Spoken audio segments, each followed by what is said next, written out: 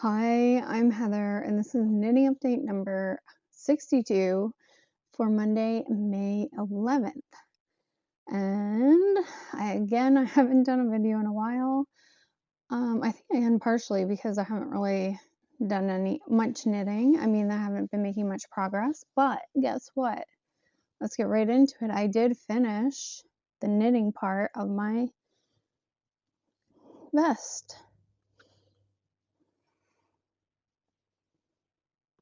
So this is the Komodo vest by Miki Teriyaki. I'm going to put her name on the screen. On Instagram, she goes by Loves Emerald Blue, I believe. Anyway, so I knit this. It's a sport weight pattern. I knit it in a fingering weight held with lace, with a silk mohair. This is how much I had left of my 2 skeins.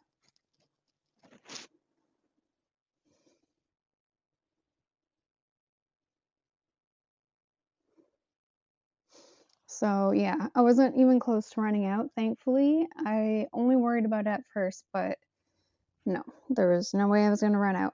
I did knit the smallest size. I haven't tried it on since I finished knitting, because I think once I block it, it will relax a bit and fit. I don't want it to be super oversized, but I do want it to be a little bit oversized. So I have yet to sew on the buttons. I am going to stick with the buttons that I bought to go with this project. I thought maybe I would change my mind by the time I finish the knitting, but I think I will like this. So I still have to sew on 5 buttons, and then I have to block it, and then it'll officially be done. I don't know. I'm just not motivated to sew on the buttons right now, but I think I might do it today or tomorrow. Yeah, I'm happy with how it looks. I mean, like I said, I haven't tried it on, but I think it'll fit great. And actually, I should really get the buttons on because we're still having like unseasonably cool weather here. So I think it's kind of the perfect time to be wearing this vest, especially because it has mohair. Once it gets warmer, I don't think I'll want to wear it. But yeah, so I should really sew on the buttons today or tomorrow and then block it, and then I can wear it. I was gonna do some duplicate stitch on here, but I don't know if I will now. I'm kind of undecided, but I want to just get the buttons on and block it and see how much I like it. And I guess I'll go from there. What else can I say? Oh, the yarn is, if you didn't see like the earlier videos where I talked about the yarn and everything, they're both from the Wandering Flock, and it's like their merino superwash and then the lace mohair, um, silk mohair. Anyways, both the yarns are from Wandering Flock. I got them at Knit City, Toronto. It's the colorway Midori. It's very bright green. It doesn't always pick up. It seems to pick up better on video than when I try to take a picture of it. It is nice and soft. It has a nice halo. I do think I would knit this again in, I see people doing it in their cotton lino because it's a sport weight, and I think that would actually be really great. Once I sew the buttons on and block this, if I like the fit, I might make a more summery version, but we'll see. I don't know if I want to commit to that, but it might happen.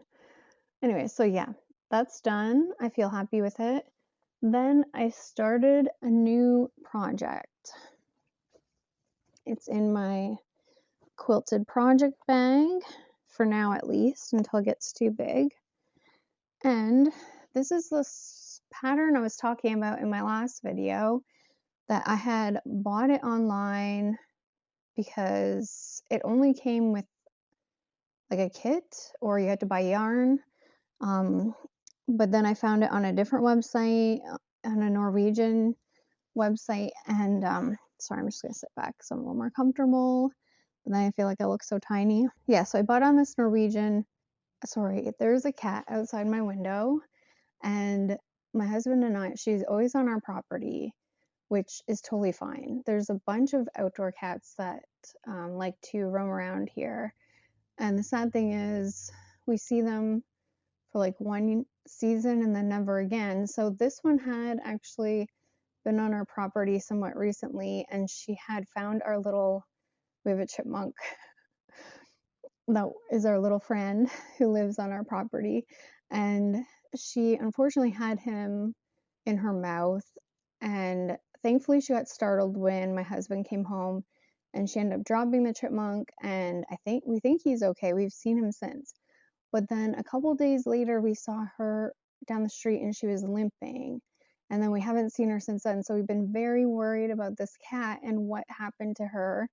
And I just see her now coming strolling up the sidewalk, and she's in my garden, but I'm very happy to see her. I can't see her right now, but I'll have to let my husband know. We nickname her Killer once we saw her with the chipmunk.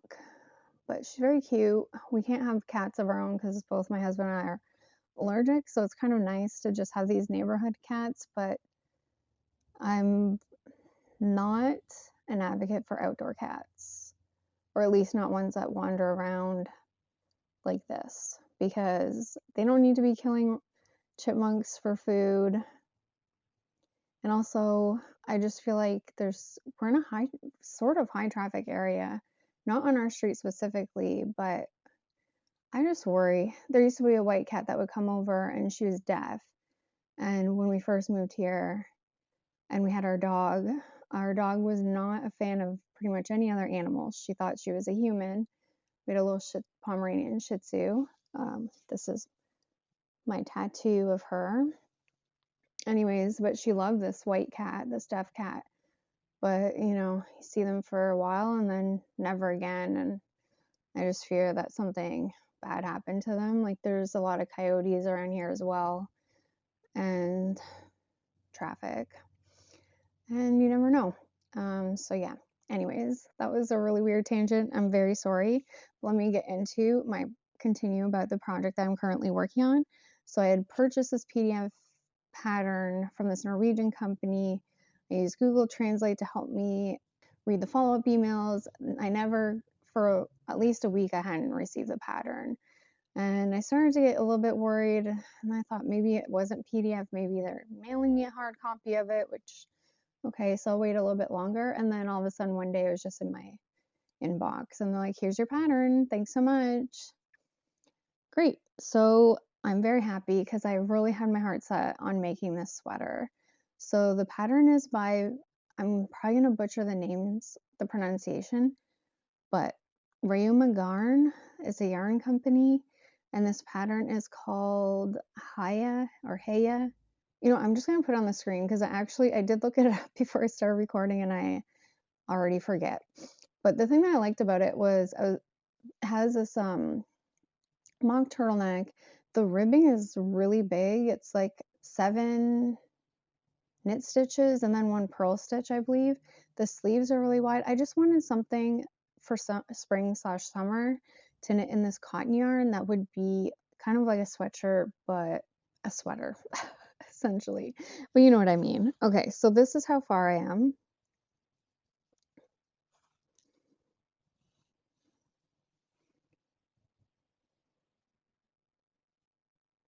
It's kind of hard to see because I have it really scrunched. I just did another round of increases and now it's pretty scrunched onto the needle, but I think it's gonna look super cute. I'm in love with this yarn.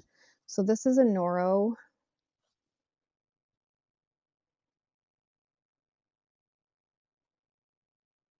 It's a Noro yarn. I bought this a couple years ago at a yarn store in Guelph, and I just bought the 1 ball, and I kind of thought I was gonna make a hat with it, like a knit toque, which I don't know what I was thinking because it's like a plant-based yarn, and I don't ever knit hats or toques in plant-based yarn.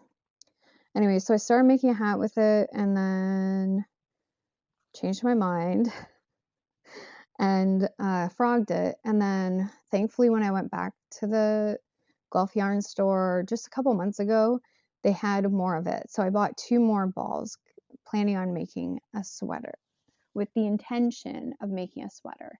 So I have the details here. because unfortunately I lost the tag to this, so I was kind of having a hard time. You know, I didn't think I could order online. I thought maybe I could figure out the color, but I didn't, and I knew what type of yarn it was, but I didn't know the color or like the lot number.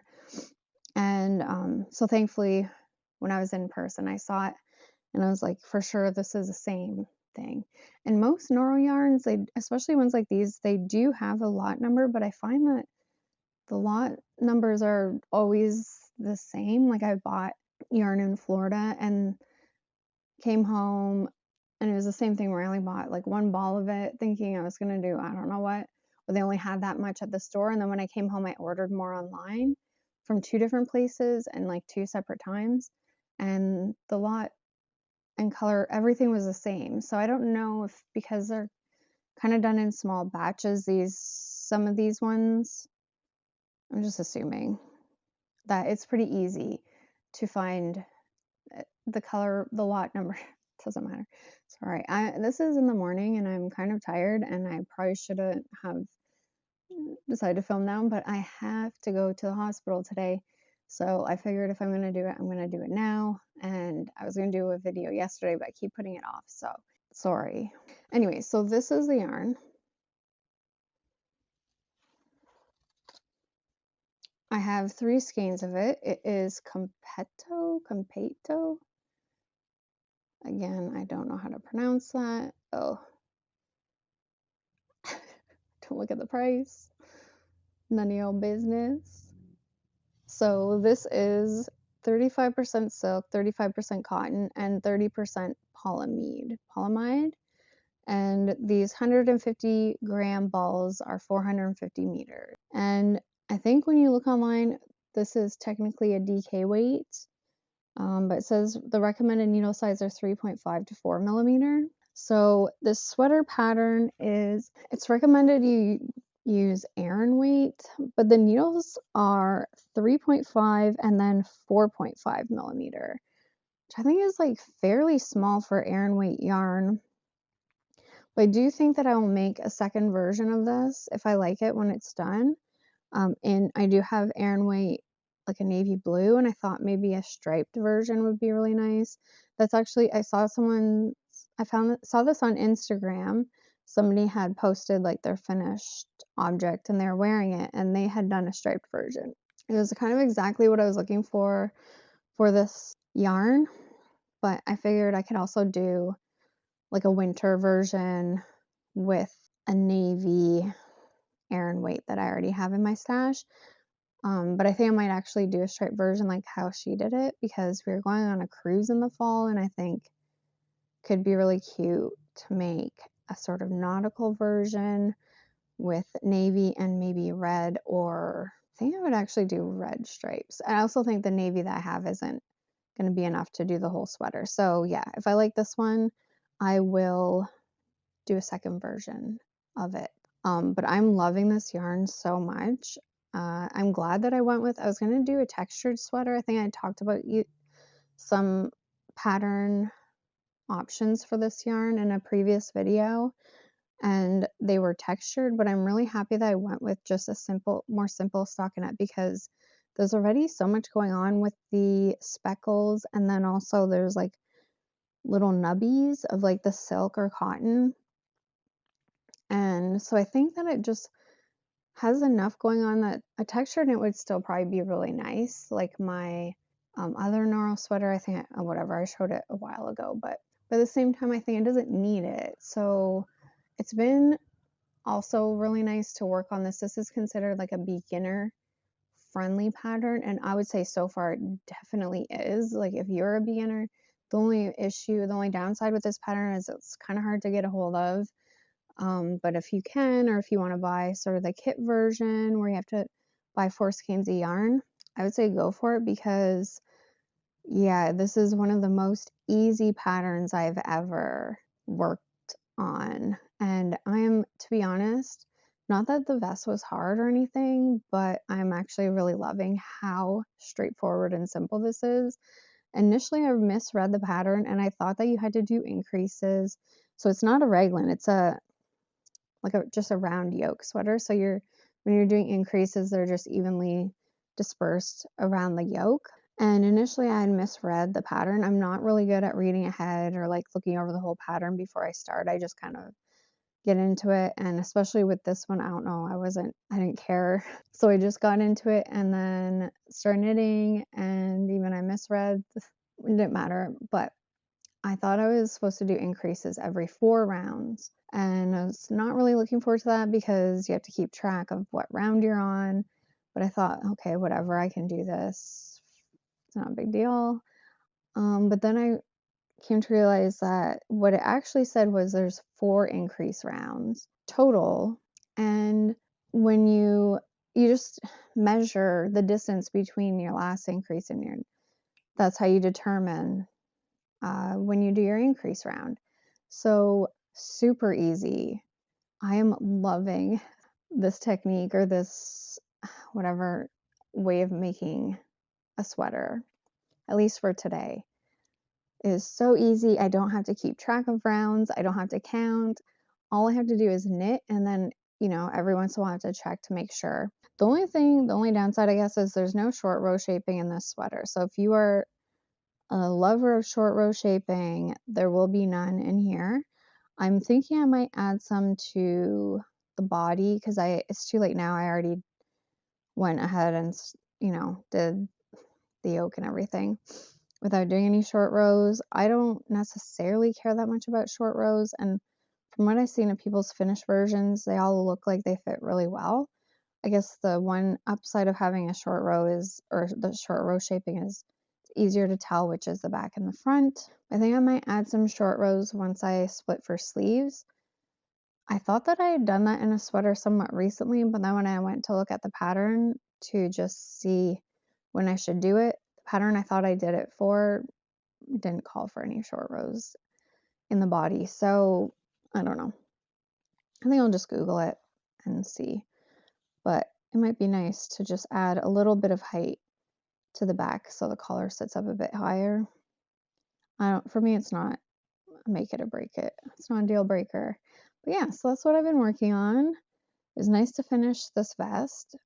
And I mean, it's not completely finished. Now I still have like this, I feel like I'm in button purgatory, but this has been really fun and delightful to work on, and I'm loving the yarn. It's also super soft, so it's very nice to work with for a plant-based yarn. I didn't realize has high silk content, but very nice. So yeah, that's it for me for today. Sorry, I feel like I was so distracted. There's so much going on outside the window, and then also kind of still in sleepy mode, but whatever. All right, so I will see you soon. Bye.